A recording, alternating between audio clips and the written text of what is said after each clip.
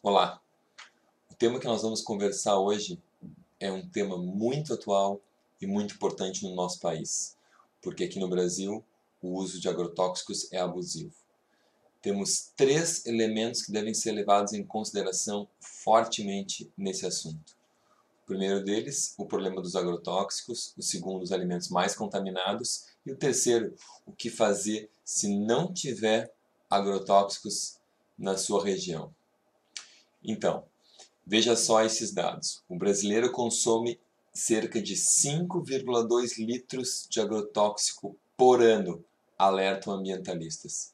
Isso já se sabe há muito tempo. Desde 2008, o Brasil é o país campeão mundial no uso de agrotóxicos. O que significa isso? Que para cada hectare de plantação, nós somos os que mais usam. Vejam que o Brasil não é o país que mais planta, que tem maior área plantada. A China ganha de nós, os Estados Unidos ganham de nós. Mas por hectare de plantação, nós somos os que mais colocamos veneno. Nós consumimos 5 litros, são cerca de 14 ml por dia, ou seja, uma colher de sopa. Uma colher de sopa de veneno todos os dias você está colocando na sua boca. E quais as repercussões disso? Nós temos os problemas neurológicos, hepáticos, reprodutivos, cardíacos e até câncer. Na parte neurológica, já está bem estudada a questão do autismo, do déficit de atenção e da hiperatividade. Por exemplo, as mães mais expostas a agrotóxicos durante a gestação têm mais chance de terem filhos autistas. Essas questões de concentração, de memória e até algumas doenças neurodegenerativas, como Parkinson, já foram bem associadas ao uso de agrotóxicos, tanto que os trabalhadores do campo têm maior incidência de doença de Parkinson, por exemplo. Possivelmente pessoas também que não eliminam bem esses poluentes vão ter maior incidência de Parkinson também, ou seja, estão ligados a como ao fígado e as suas células eliminam essa carga tóxica que recebem no dia a dia. O segundo elemento é a hepatotoxicidade. Isso é uma coisa bastante óbvia. Todas as toxinas que a gente come vão afetar diretamente a função hepática. E isso está ligado a câncer de fígado também. Não apenas a hepatite tóxica, que seria um quadro de intoxicação aguda, mas ao câncer de fígado numa exposição mais de longo prazo. A gente também consegue observar essa hepatotoxicidade dos agrotóxicos e dos diversos poluentes durante o processo de emagrecimento. Alguns estudos com emagrecimento acompanham os indivíduos e verificam que durante um emagrecimento importante há um aumento da carga de poluentes no indivíduo. Da onde? Que saem da gordura e vão para o sangue, e do sangue o fígado tem que eliminar. Isso leva a um aumento das enzimas hepáticas.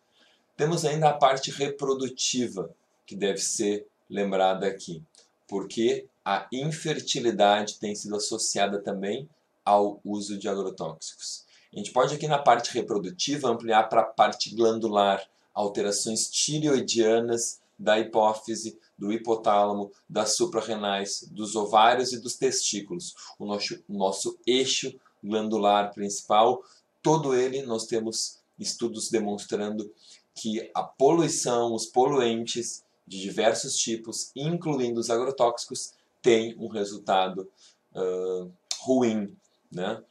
Que estimula a degeneração e o desequilíbrio desses órgãos. Falando ainda na parte reprodutiva, a gente tem que lembrar a parte tireoidiana. Por exemplo, estudos com gestantes mostram que aquelas que consomem mais agrotóxicos têm mais alterações tireoidianas. Então, outro aspecto a ser levado em consideração. Cardiotoxicidade. A gente fala aqui, mais importantemente, de hipertensão arterial. Ou seja, a gente está comentando o quê? Que os indivíduos que mais consomem agrotóxicos têm mais chance de hipertensão. Exatamente isso. E, em último lugar, a gente está falando de câncer. E aqui, em especial, as leucemias. As leucemias estão bem associadas a câncer.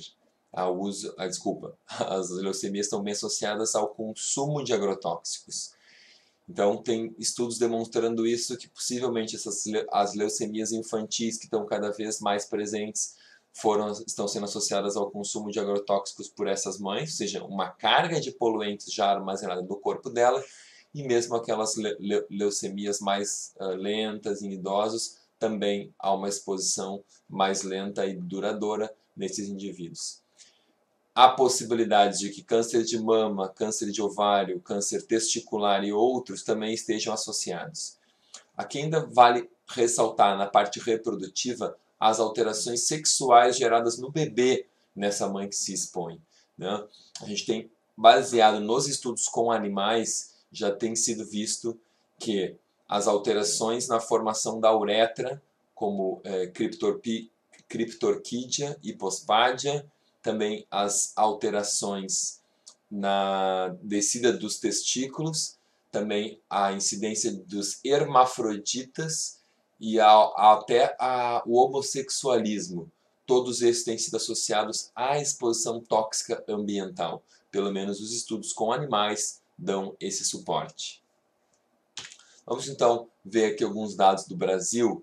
Vejam aqui, esses são os dados que mais aparecem. O primeiro alimento com maior índice de agrotóxico foi o pimentão. Essa é na última analisada feita pela Anvisa, num programa chamado PARA, P-A-R-A, Programa de Análise de Resíduos de Agrotóxicos. Se vocês colocarem PARA, Anvisa no Google, vocês vão achar esses dados originais. Vejam que nesse último ano, tá, tem dados de outros anos, bem diferentes, aliás, mostrando alimentos diferentes com maior presença de agrotóxicos, né? Então, em segundo lugar, o morango, em terceiro, uva, quarto, cenoura, quinto, aqui temos alface e sexto, tomate, né? Então, vejam aqui, isso aqui é o número de amostras com agrotóxicos ou em quantidade acima do permitido ou agrotóxicos o qual não podiam ser encontrados naquele tipo de alimento, ou seja, proibidos em qualquer quantidade.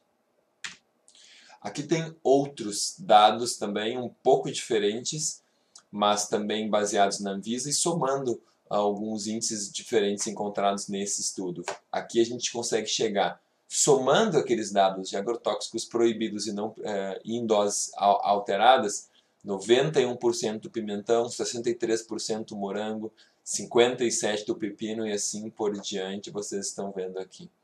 Ok?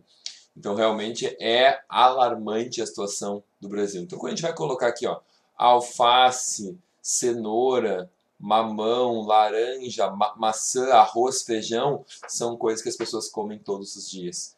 Então, eu digo assim, para a gente pelo menos, assim, alface, cenoura, procurem usar orgânicos. As saladas básicas procurem orgânicos. Arroz, a gente tem orgânicos também disponíveis com cada vez mais facilidade.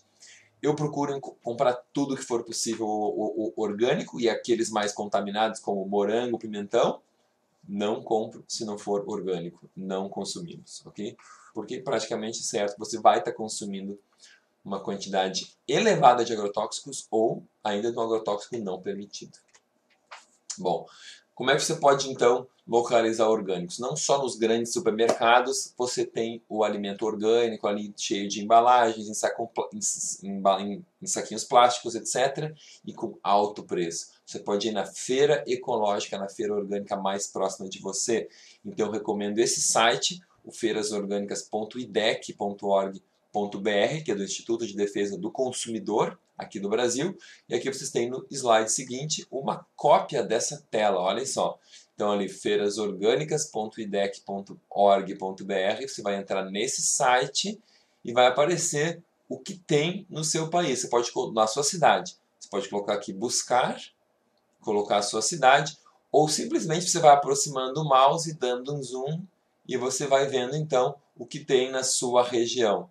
Vai aproximando e as cidades vão se separando e aparecendo o que tem exatamente onde você mora, se é que tem, né? Tem os tipos de locais, dias de funcionamento, período, etc, né? Então, várias formas de procurar aqui e essa é a minha recomendação.